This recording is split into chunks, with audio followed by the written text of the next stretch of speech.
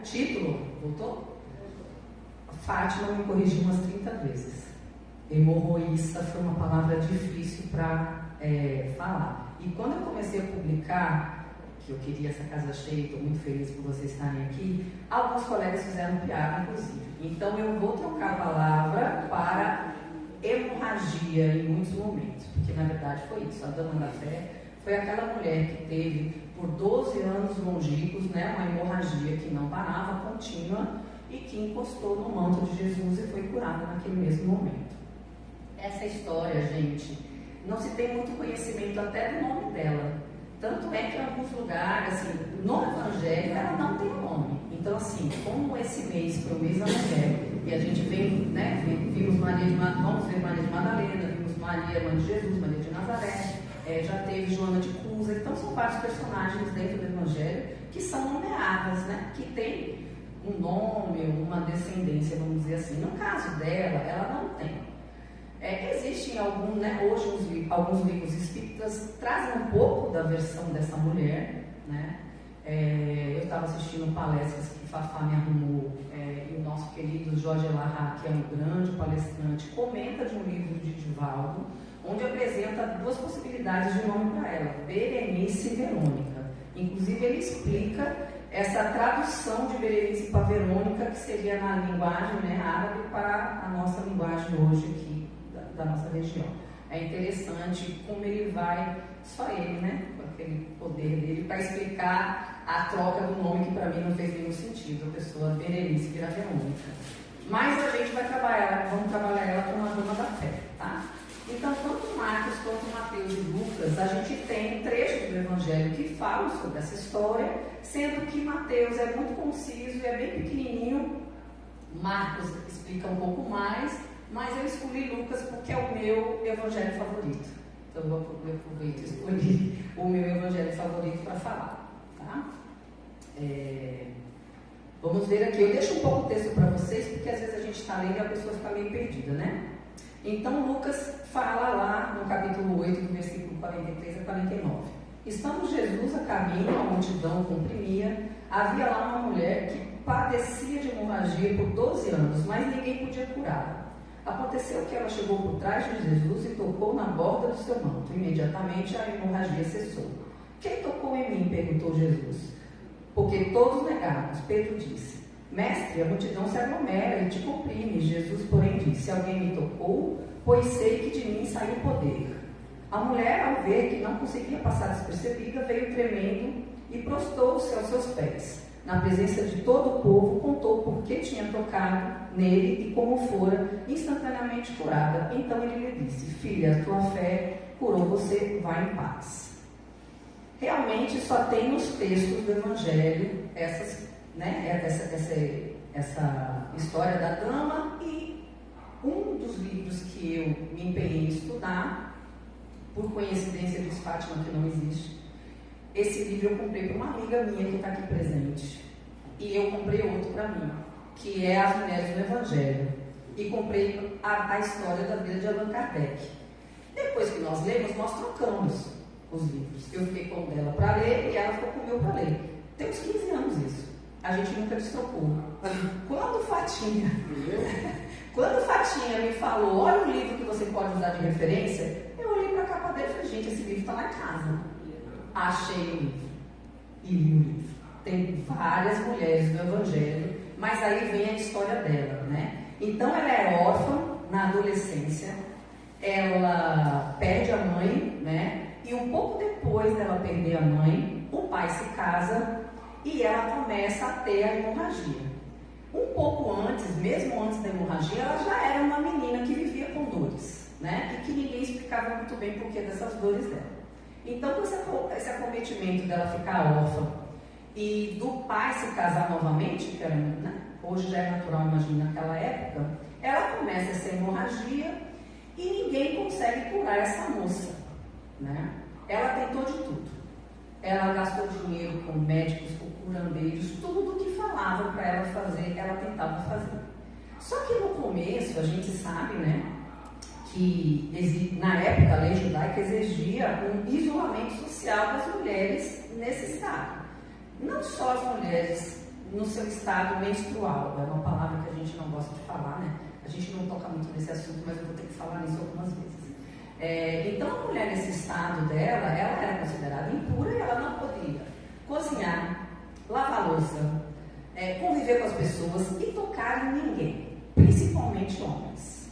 Né? Então, você imagina uma moça com 12 anos que era para iniciar a sua vida, pensar em casar, constituir uma família. Ela pede a mãe como referência, né? Porque imagina, se hoje nós já temos dificuldade em falar sobre isso com o pai, você imagina naquela época, né? Então, com certeza a referência dela era a mãe, e aí ela pede, mas a madrasta não foi foi uma boa madrasta, não foi uma madrasta boa. Então ela começa a viver um isolamento social muito grande, né? Ela passa a ter esse isolamento físico, moral e espiritual e ela tem que se adaptar a essa situação. Eu fico imaginando nos dias de hoje, né? Naquela época, qual era o material que ela utilizava para se proteger dessa menstruação? Né? E eu me lembrei, conforme eu fui fazendo essa palestra, de uma experiência que eu vivi na adolescência, que foi muito assim, né? Tudo eu levo na graça, então eu vou dizer que foi engraçado, mas talvez seja história. Lá em casa somos em 3 mulheres, 3 filhas mulheres e minha mãe, né? Então a gente brincava com meu pai que ele tinha que ter uma indústria de absorvente. E coincidentemente todas as filhas e mulheres começam a voar tudo na mesma época, né? Então era uma confusão. Meu pai passou por uma época com problema financeiro, durou curto, mas foi de não ter realmente a parte mais cara de se alimentar, que era a proteína, né? A gente não passou fome, mas a gente teve um certo, como quer dizer, cortes financeiros. E eu lembro de um dia, ele estava menstruada e não tinha absorvente em casa e ele não tinha dinheiro. E algumas pessoas que me conhecem intimamente, conhecem meu pai, sabem que ele é muito cabeça dura, né? E ele não admitiu naquela época, por exemplo, fazer conta em mercado, que era até mais natural isso, né? Bairros pequenos, mesmo sendo em São Paulo, eu quase, abre parênteses, eu tenho essa mania, tá? Eu vou viajando. Eu quase gastei minha bolsa toda de ser em Viçosa, que eu mantinha uma conta numa padaria, aí eu comia que nem uma louca, mas meu pai não admitia isso. E aí eu virei para minha mãe, já, claro, adolescente, chorando, ela disse assim, mãe, eu não tenho absorvente. Aí ela virou comigo e falou assim, você vai usar um paninho? Eu falei, eu não vou usar um paninho. Ela falou, você vai usar um paninho. E aí ela foi me ensinar a usar o paninho. E eu lembro que para mim foi assim, uma experiência traumatiquíssima, né? Meu pai foi na venda e pegou um absorvente emprestado. Ele nunca tinha feito isso. A Alexandra conhece. Então, assim, você imagina ela nessa época. Como deve ter sido difícil. Ela vivia, eu vou mostrar uma cena para vocês, eu espero que vocês entendam. Ela vivia embrulhada em panos escuros, porque isso não podia, né, aparentar. Então, realmente, ela sofreu 12 anos assim. Às vezes a gente reclama, né, 12 anos com uma dor de cabeça, 12 anos com uma unha encravada. Nem isso hoje em dia existe, né? Porque a gente logo procura médico, logo a gente tem cura. Então, assim, são poucos os casos. E a gente até televisiona quando tem um caso desse, né? De uma pessoa que sofreu muito com câncer, ou seja lá, com qualquer tipo de doença, e que no fim acaba sendo curado. E isso conforta o nosso coração quando isso acontece, né? Então, assim, esse sofrimento prolongado dela mostra pra gente que por mais que seja difícil certas dores, a gente pode conseguir transformar essas dores, se a gente pensar que isso é possível, né? E aí, eu acho que eu falei tudo sobre... Não estava aqui, gente. Me fala. Essa foto de ar tão bonita.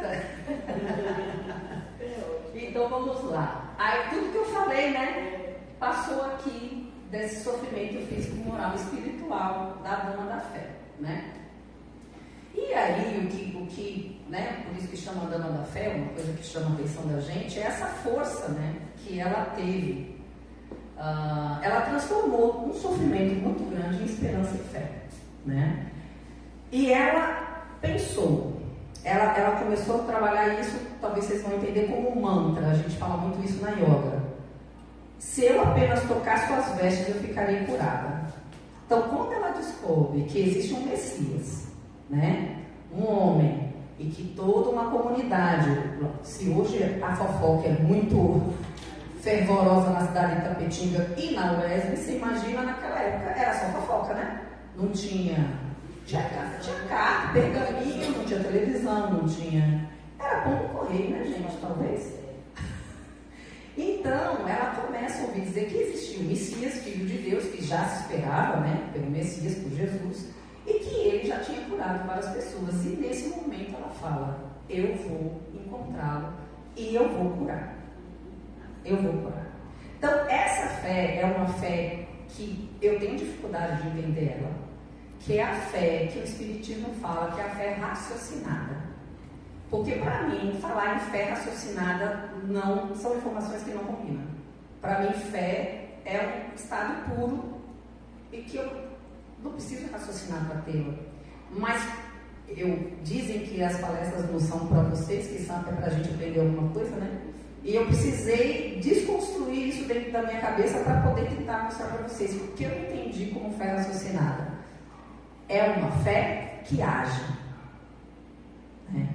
Ela não ficou esperando alguma coisa acontecer. Ela não ficou esperando Jesus passar pelo caminho dela. Ou alguém pedir a ele que fosse até ela.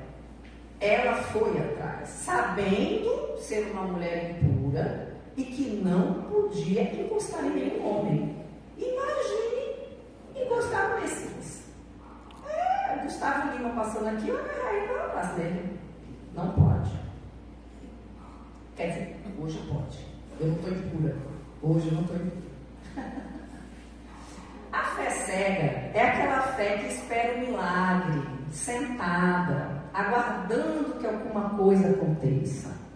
Mas eu não entro em prece, mas eu não me avalio, mas eu não olho ao meu redor aquilo que me faz bem e aquilo que não me faz, né? Então nada vai mudar. Essa fé precisa ser uma fé que age, uma fé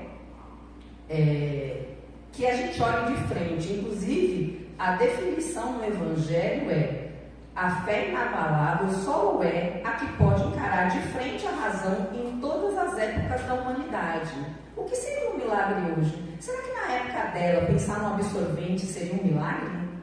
Eu acho que eles iam falar que era coisa de ET.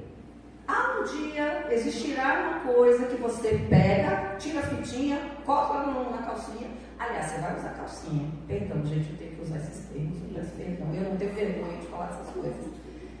Minha mãe sempre foi minha melhor amiga e a gente conversava muito sobre essas coisas. E ela me falou tudo o que ia acontecer. Então eu não tive susto quando isso aconteceu comigo.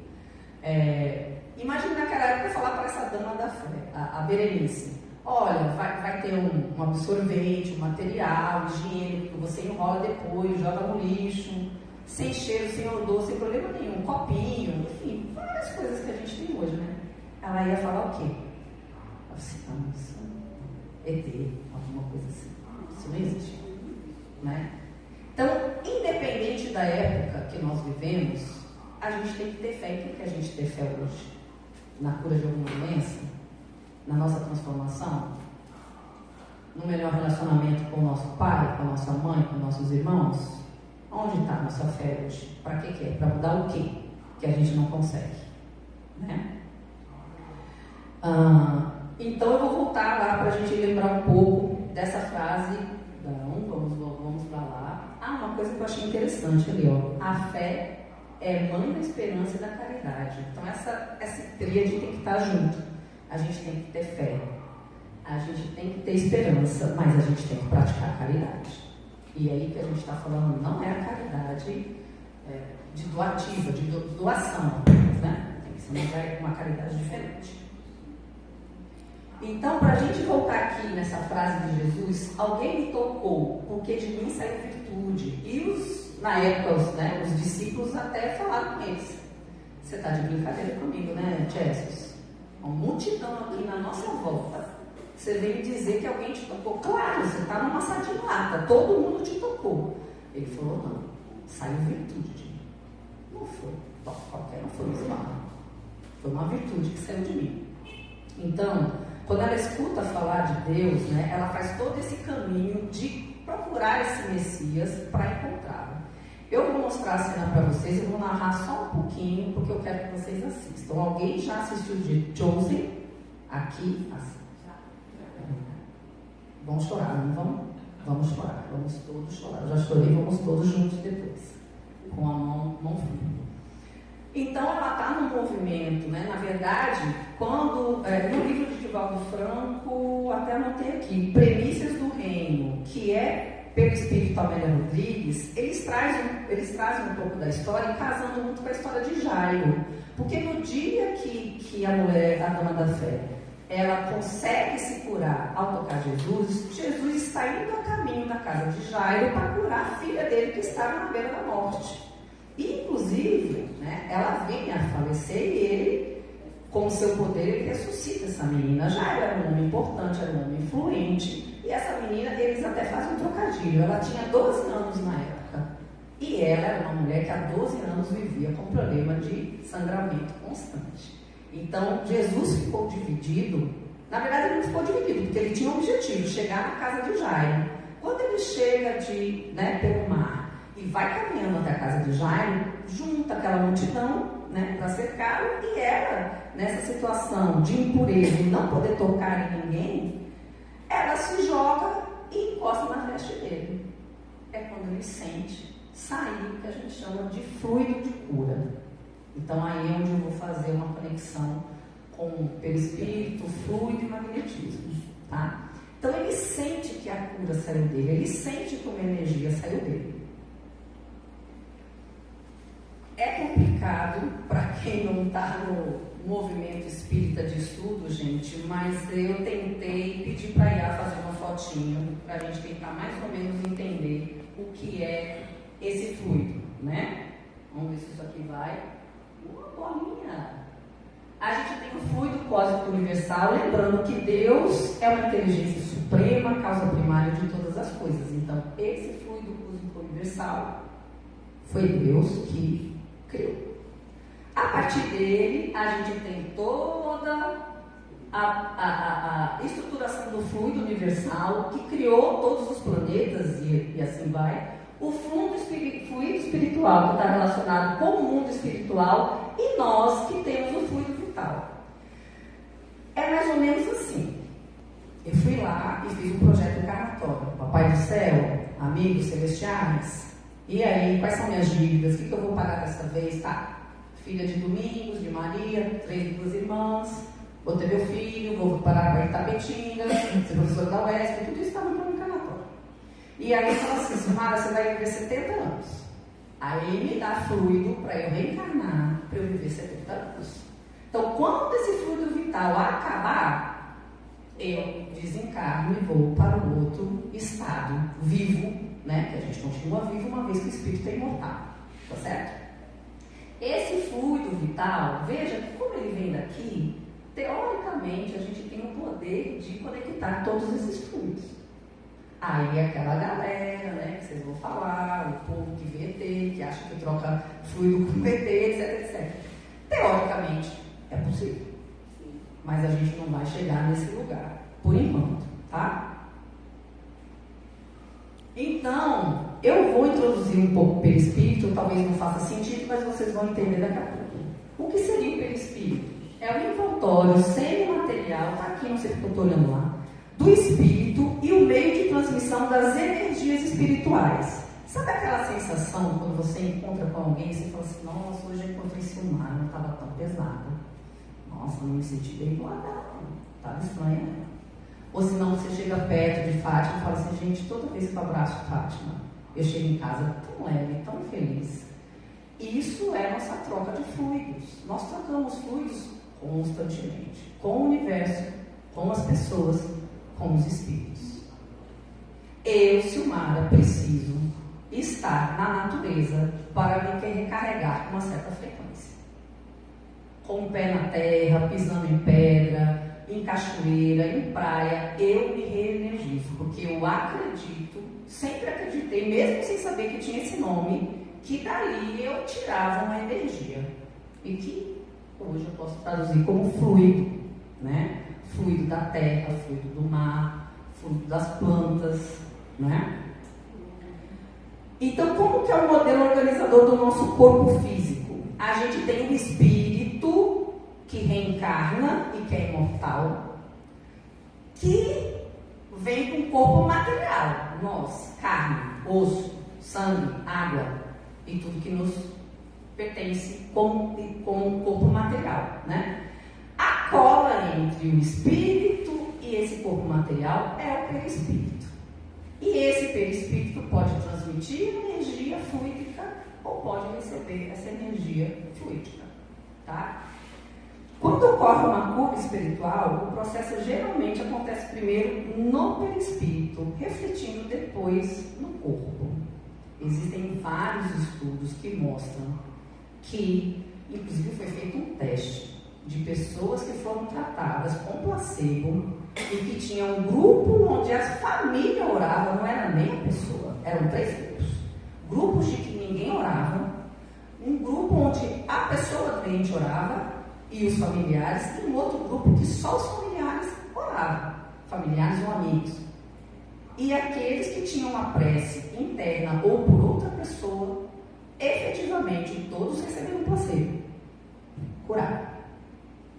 Então, essa troca fluídica, essa fé, essa prece, ela é muito poderosa. As nossas doenças começam primeiro no perispírito. Então, a gente começa, gente, aquele mágoa, aquele ódio, aquele rancor, aquele ressentimento, aí daqui a pouco você está com um furúnculo, uma brincadeira aqui, tá? Pode ser outra coisa, e não sabe por quê. Você começou isso, você não percebeu? Então, diariamente, o orar e vigiar é uma frase que eu aprendi aqui e que eu levo para todos os dias da minha vida. Tem dia que a gente esquece, não somos perfeitos, somos imperfeitos, né? Então, obviamente, tem dia que eu escorrego, que eu esqueço, mas eu tento todo dia estar ali, nesse processo de vigília, porque o que a gente sente, o que a gente pensa, faz muita diferença no nosso corpo físico. Né? Por isso que às vezes tem pessoas tão jovens que aparecem já serem umas pessoas bem idosas, né? E vice-versa, pessoas, né, com um corpo que você vê que já está mais um pouco velho, mas que tem uma energia, tem uma força de viver, essa força vital, né? Esse fluido vital tão presente que faz com que você pense, não, essa pessoa está achando que é um bebezinho, né? Que assim a gente continue, né? Então, o perispírito, ele também transmite doenças e curas. Então eu posso ter um corpo doente, pelo que eu mesmo fluidifico e atraio enquanto mundo espiritual e mundo encarnado, das pessoas encarnadas, ou eu também posso promover a cura por esse mesmo caminho. Vocês lembram de um rapaz que veio aqui, um alto mais ou menos, que veio falar sobre autocura? Alguém lembra daquela palestra que a gente saiu daqui viajando, porque ele falou tanta coisa, né? Ele falou que a gente produz tecido, não foi? Que a gente produz remédio. Que eu saí daqui e falei assim, não, gente, eu não preciso mais ir no médico e nem na farmácia. Eu estou gastando 1000 pontos de farmácia por mês à toa. Não, vou pensar nesse negócio aqui. Gente, vou isso tudo, não vou. Então, parece viagem, né? Mas eu acho que se aquela fé inabalável, se eu tiver fé que eu consigo, se eu exercitar diariamente e se eu tiver em vigília diariamente, talvez eu consiga, né? Será que a gente pode tentar pensar nisso? Aí eu queria comparar com vocês as duas coisas, né? O perispírito e o fluido vital. Então vamos lá. O que é cada coisa, né? O fluido vital, ele é uma modificação do fluido cósmico que dá vida à matéria orgânica. A gente que é da química quer uma tradução, né? A gente sabe o que é matéria e o que não é matéria.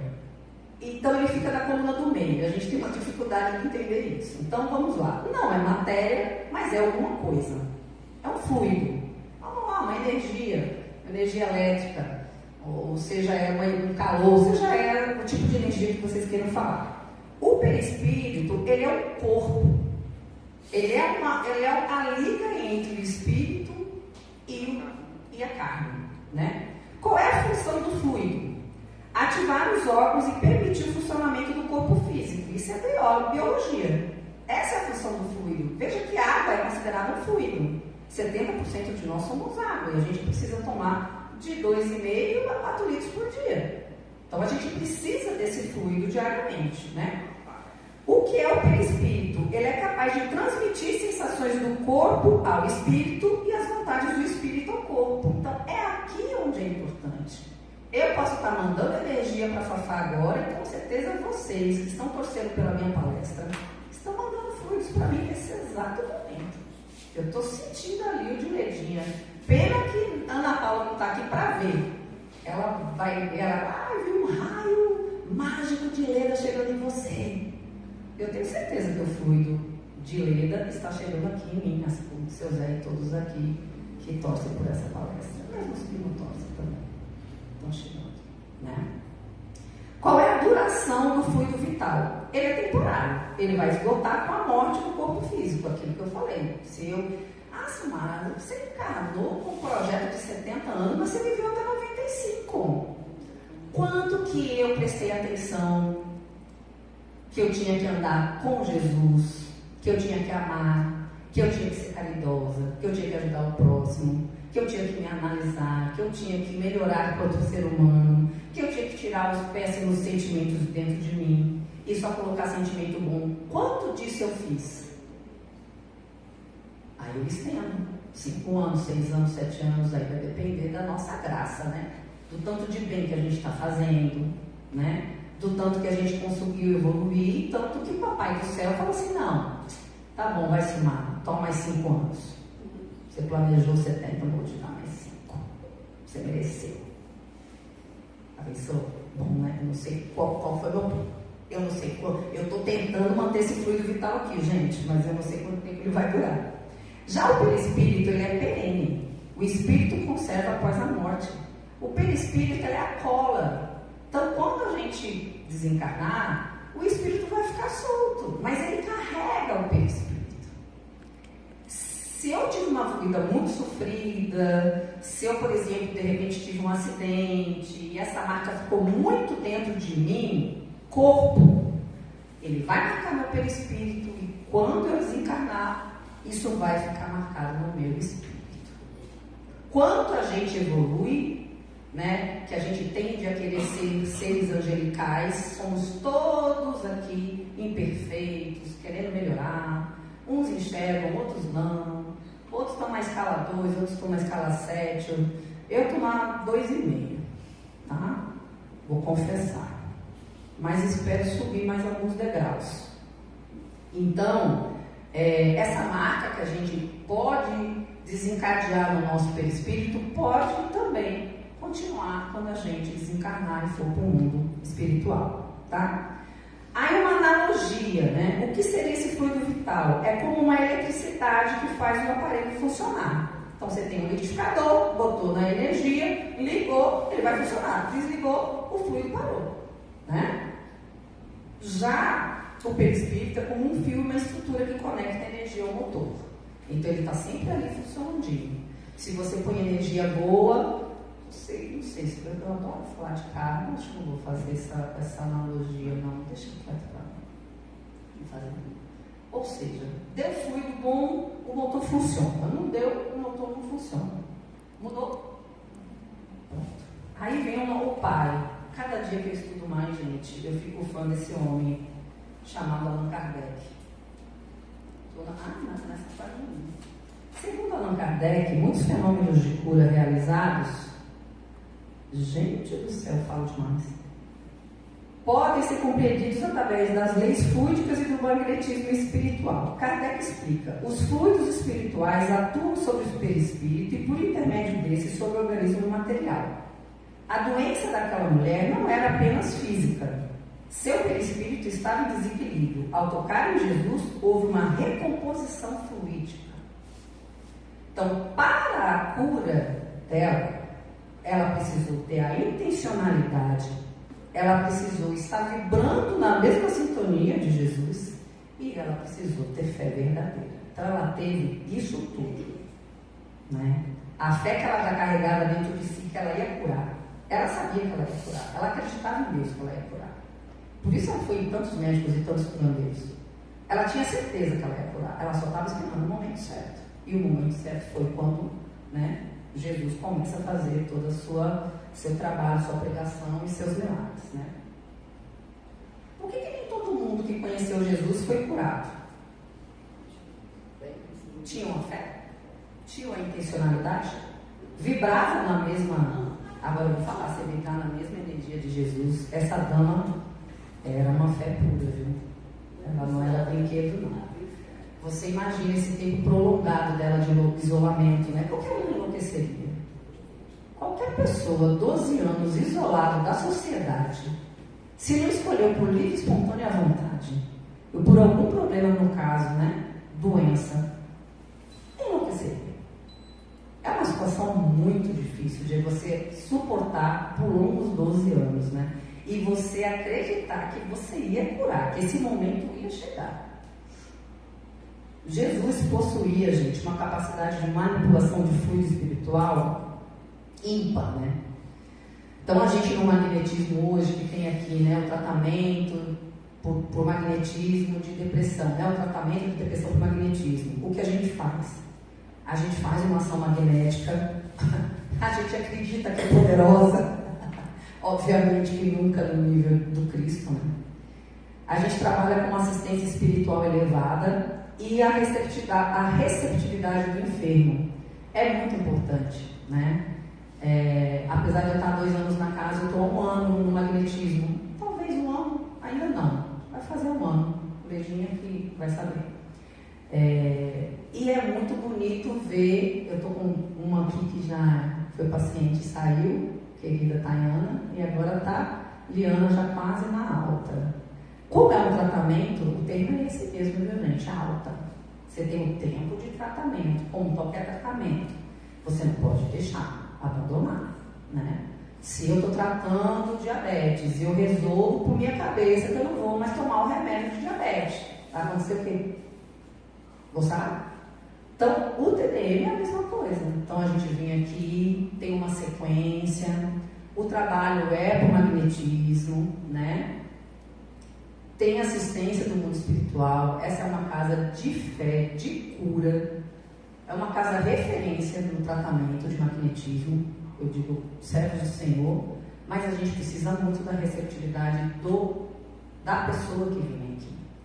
Então, qual é a minha fé? Eu acredito nisso que está acontecendo. Eu acredito nessa memorização. Acredito nesse passe de Sumara, no de Leda, no de Seu Zé, no de Jasmine. Eu confio.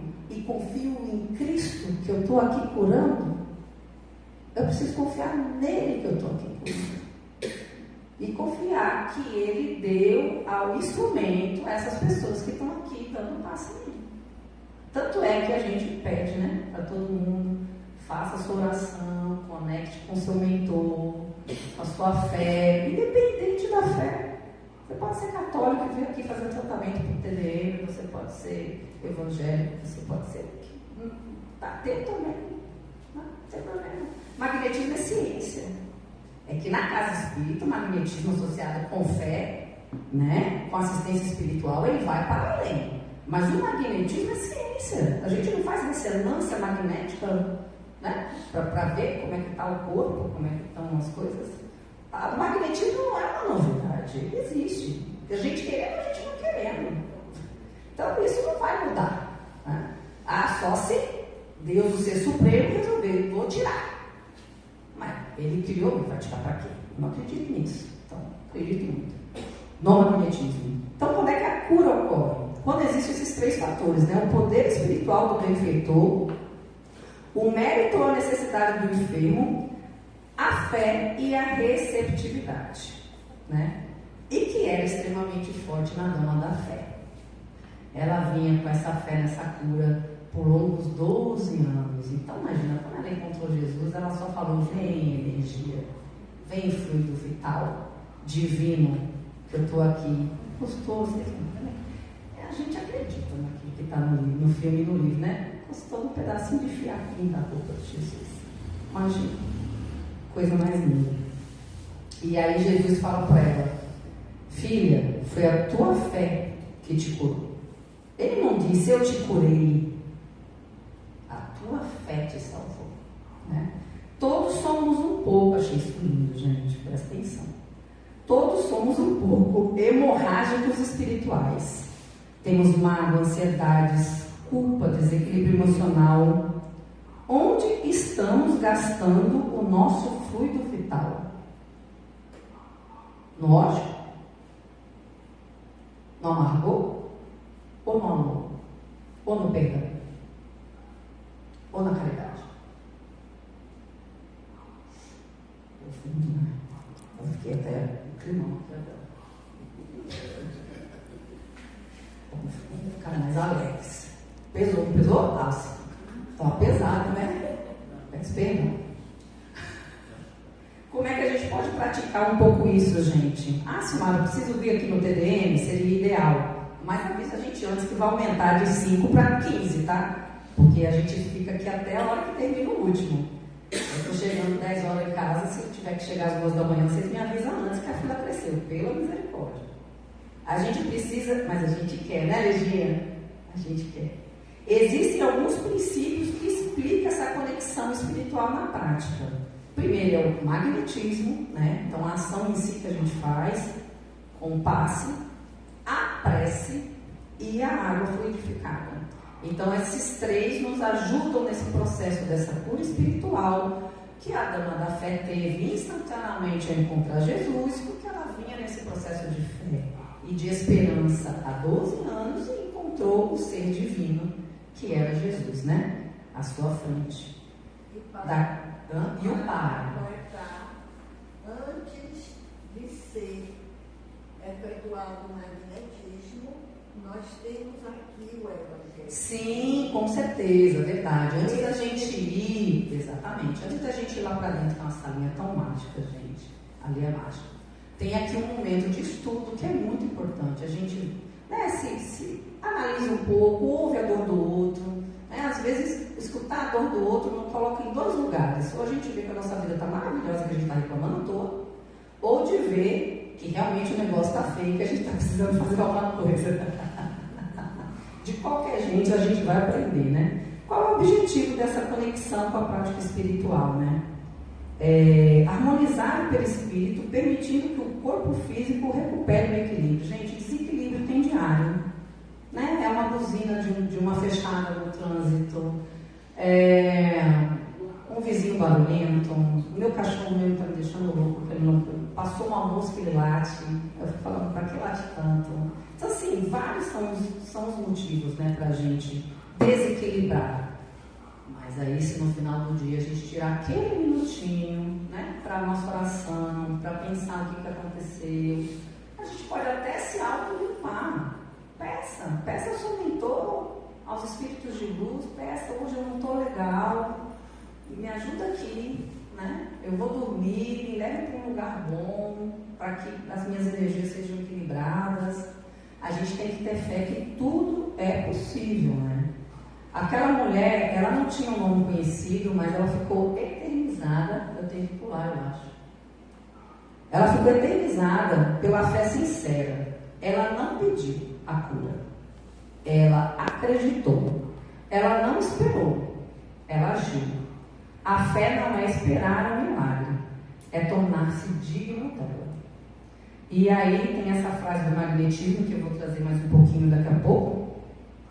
A fé sincera abre caminho para a ação das forças divinas de cura. Eu queria aproveitar que vocês estão aqui. Eu estendi um pouco o meu tempo. Eu sei que eu falo muito.